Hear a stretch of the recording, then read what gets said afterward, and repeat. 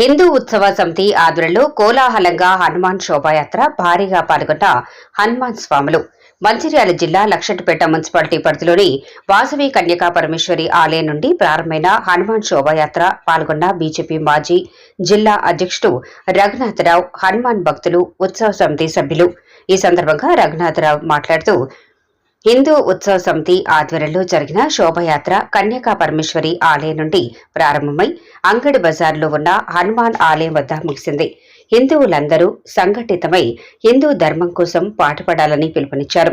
ఉత్సవ సమితి సభ్యులకు, పాల్గొన్న హనుమాన్ భక్తులకు ఆ శ్రీరాముని ఆశీస్సులు ఎల్లవేళలా ఉండాలని ఆకాంక్షించారు.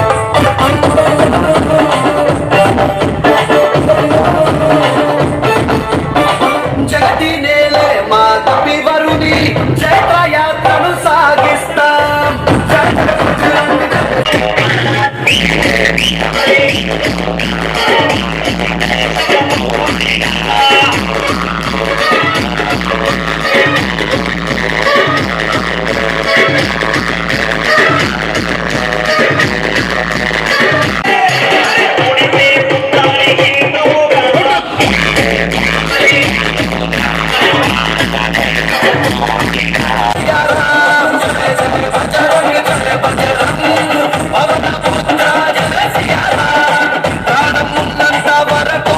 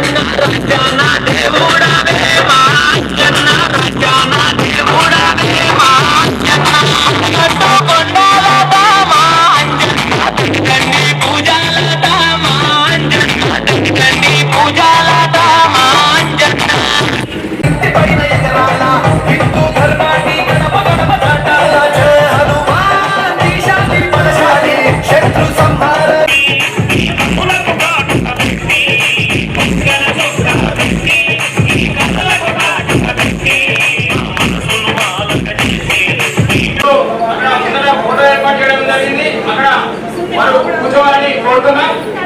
స్వాములందరూ కూడా దైవ ప్రాంగణంలో కూర్చొని వైకాసేపట్లో జాతీయ ప్రారంభం కావాలని కావున లోపలికి వచ్చి హిందూ ఉత్సవ సమితి ఆధ్వర్యంలో ఈరోజు లక్షట్పేట్ పట్టణంలో శోభాయాత్ర, హనుమాన్ చాలీసా పారాయణము, పూజ మరియు భిక్షా కార్యక్రమం ఏర్పాటు చేయడం జరిగింది.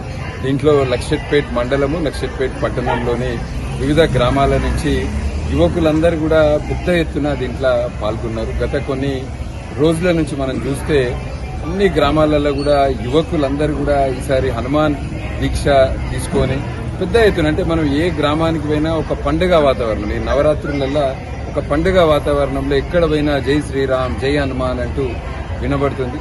చాలా పెద్ద ఎత్తున ఈరోజు ఇక్కడ పాల్గొన్నారు. మనం అందరం కూడా అంటే మన దేశానికి, మన ధర్మానికి, మన సంస్కృతికి ఎప్పుడు ఎక్కడ ఏ అవసరం వచ్చినా మన హిందూ సాంప్రదాయము ఏదో ఒక మతానికి వ్యతిరేకం కాదు. ప్రపంచంలో అన్ని దేశాల గురించి ఆలోచించే దేశం భారతదేశం.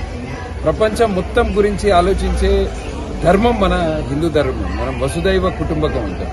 సో వీటినన్నింటినీ కూడా మూలాలుగా తీసుకొని మన ప్రాంతంలో కూడా ఇంకెక్కువ చైతన్యం కలగాలి, ఇంకెక్కువ సేవా కార్యక్రమాలు చేయాలి. హనుమంతుడు అంటే ఒక బలవంతుడే కాదు, హనుమంతుడు బుద్ధివంతుడు, హనుమంతుడు జ్ఞానవంతుడు. ఇవన్నిటిని కూడా మనం అందరం మన రోజు దాంట్లో కూడా మనము రోజటి జీవితంలో కూడా వాటిని అమలు చేస్తూ వీటినన్నిటిని మనం అందరం కూడా ముందుకు పోయి ఒక మంచి సమాజాన్ని మనం అందరం కూడా తయారు చేద్దాము. దీంట్లో భాగస్వామ్యాలు అయిన వాళ్ళకి అందరికీ కూడా శుభాకాంక్షలు.